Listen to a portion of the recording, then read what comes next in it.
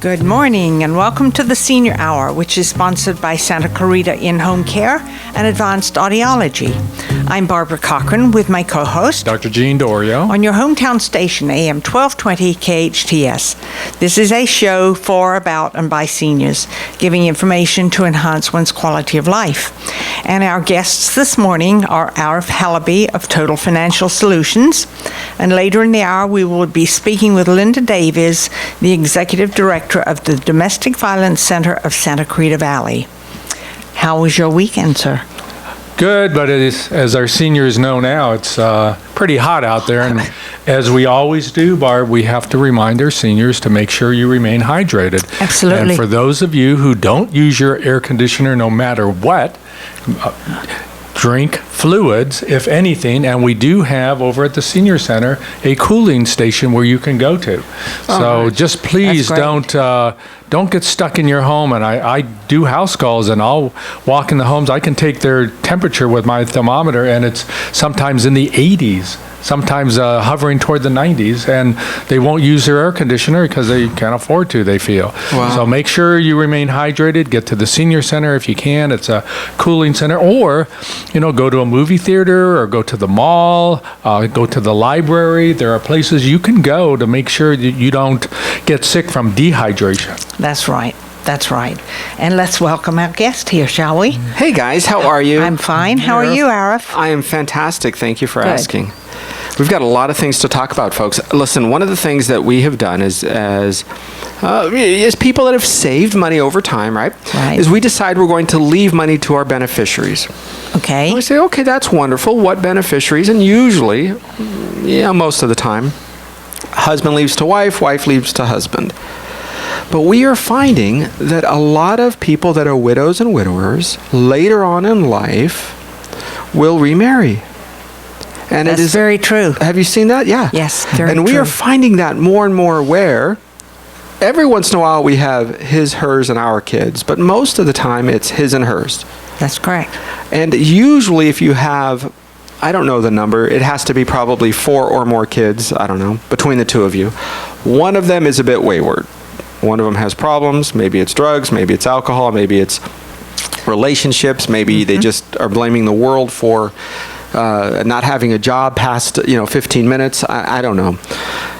And the question that I get over and over again when we're doing their retirement planning and their accounts is, who do I put as a beneficiary?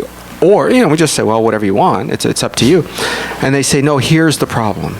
I have 4 children, or there's 6 between us, and I don't know if I should leave equally. I don't want one to think I love them more than the other. I don't want this one to... So how do you make those decisions? Wow, that's very interesting. I don't know if you encountered that with friends, the similar, one out of 4, 1 out of 5 kids seem to be a problem. We have with friends, and I have a similar situation. I'm in a second marriage. But you have been married how many years? Almost 20. Yes, so it can be, the second marriage can be almost as long or longer than the first. That's right. That's right. And because my side of the family, of course, we include Russ in it too. Of course. Because it's his side of his family also. We had an 18th birthday of one of my grandsons a couple of weeks ago, and there were 4 generations there. Wow. Absolutely incredible. 4 generations. 4 generations. When you see things like that, you realize that it isn't just the beneficiaries of your children, but it's sometimes the grandchildren or great-great-grandchildren. That's right. Mm-hmm. So I want to touch on that a little bit for this half hour of the program, is what do we do when it comes to the retirement planning? That's the side, and life insurance. Those are the sides that we work on. Where do we put those dollars, and how do we make sure that they're going to be handled properly by the next generation? Mm-hmm. So we have seen this. Remember that you are the one that has worked hard for your money, not your kids or grandkids or even great-grandkids. You have a relationship with that money because there is a small, whether it's on conscious, on purpose, or even if it goes back into this part of your life that says, I remember sacrificing to make those dollars.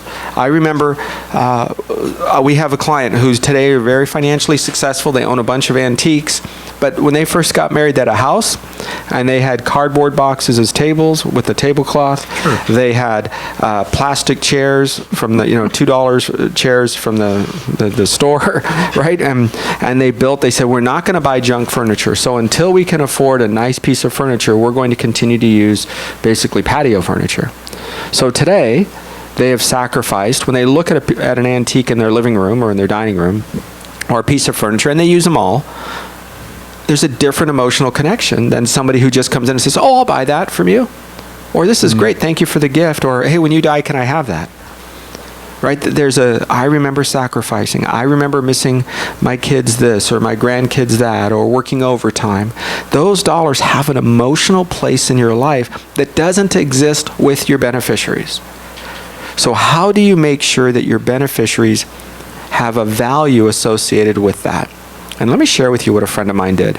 It has so impressed me that we'll be changing our financial gifts to our children the same way.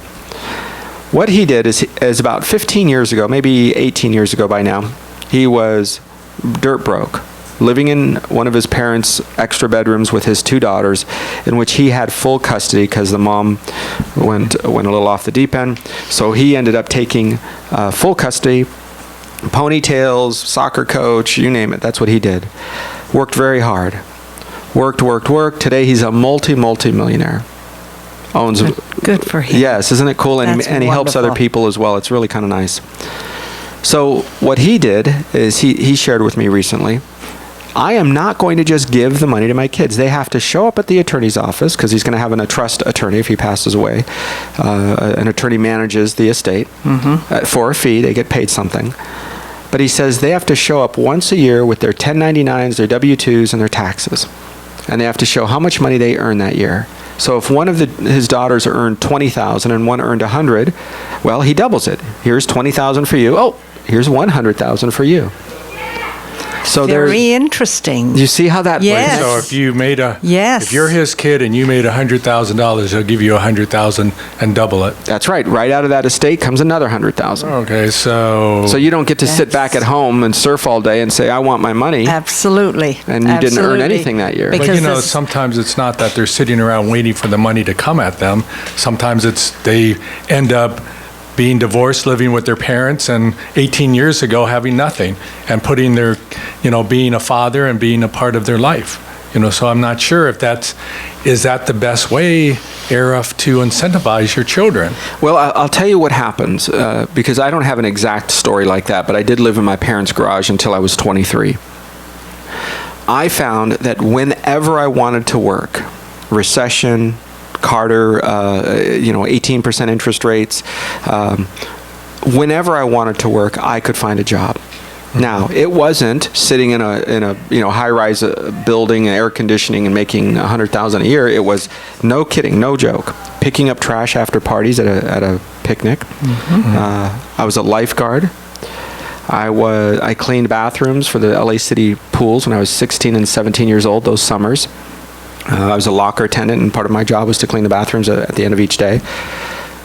It didn't matter to me because I got a paycheck with my name on it. So I understand that there are tough times, but I can tell you, I don't want to put down the folks that have tough times, but I think if you have children or grandchildren and they're struggling and they can't find a job or they can't hold a job, I'm going to tell them that the problem is right inside the mirror. I have not seen it anywhere else. That's right. I think I'm worth this. Oh, I'm not going to take... 4 years ago I worked for that. I've seen it. 60-year-old guys that can't retire. 45-year-old women who wanted another job, and they said, 4 years ago I made more than this. Well, it's not 4 years ago. Tough luck. Get in there. Start from the bottom. Show them. Show up on time. Be honest. Work hard. Be curious. Teaching your grandkids those things instead of giving them a $1 bill, in my opinion, is way more valuable. It's what mattered to me. My mom and dad said, look, we don't have enough money to put you in college. I go, but I got accepted to UCLA. And they said, yeah, but we didn't save because we were saving people from the Civil War in Lebanon. We brought everybody out, and we saved 43 people's lives, and they lived with us, and we got them started. Wow.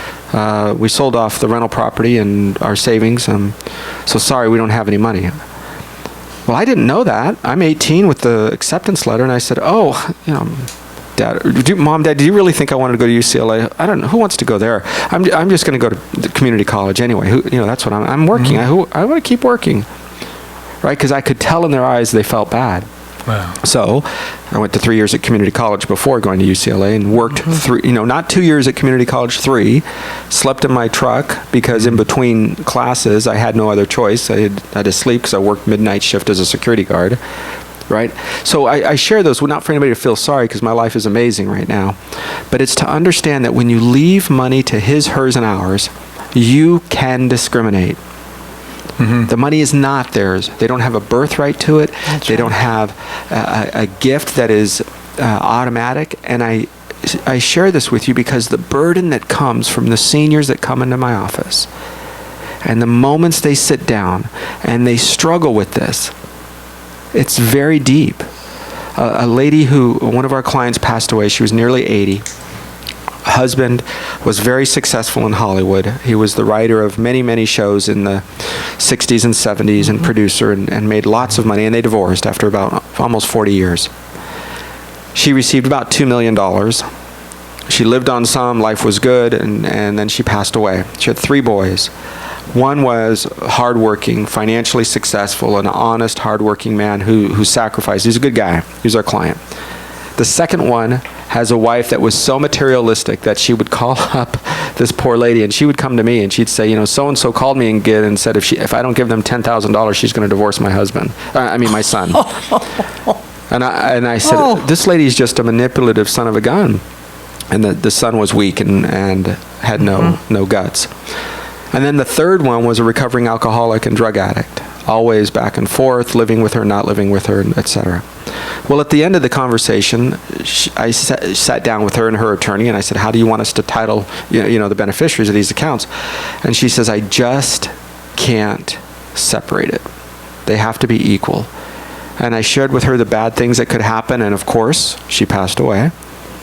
One of them had spent $800,000. It took him 14 months. He's now homeless on the streets of the San Fernando Valley, and he spent $800,000.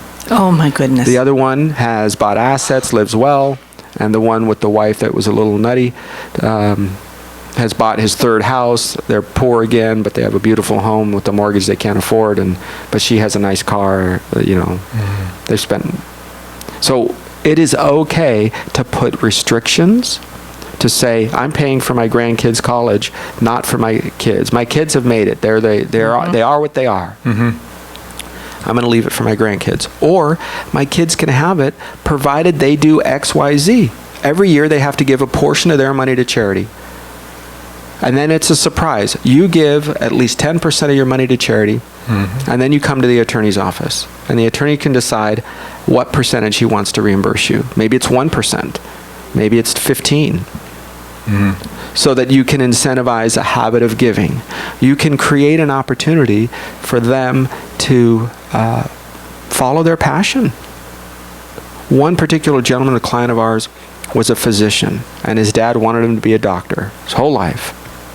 And the family had webbed feet. I never shared this with anybody, but the family, and so he was a pediatrician. That was his passion, because growing up his whole life, him and his sisters had to go to the doctor all the time. Mm-hmm. So he became a pediatrician. He was 42 years old, comes into the office. He was a client from his late 30s, 42 years old, comes in and says, I'm selling everything. I'm moving to Nicaragua. I'm like, you're not Hispanic and you're not Nicaraguan. What's going on? He says, I never wanted to be a doctor. Mm-hmm. But my dad has passed away. I've paid off all my student loans. I have 3 offices around Southern California, Beverly Hills, Hollywood, and the San Fernando Valley. And I'm selling everything, and I'm going to go be a property developer in Nicaragua. So wow. It took him about 2 years or less to unwind it. Yes. Isn't that amazing? That is amazing. So he's following his dream. He His is. passion. That's right. And some of your money can help people do that. But you can discriminate against it. It is okay to say, this kid has been lousy with money their whole life. You're not going to get very much. Or you are, but here are the 15 strings that are attached to it. Yeah. And maybe one of your daughters married an attorney and is very wealthy, living in Manhattan, and your son is a construction worker who gets laid off every 15 days because the market is up and down. And you don't give that person more money because they've been laid off all the time because they don't know how to handle money. Teach them, have him attend classes, pay for him to go back to school to be retrained. Those things are legitimate. Yeah. You know, hearing you talk about this reminds me of my father. When I graduated from high school, I wanted to go work in Woolworths. And my father said, no daughter of mine is going to work behind any counter serving others that way.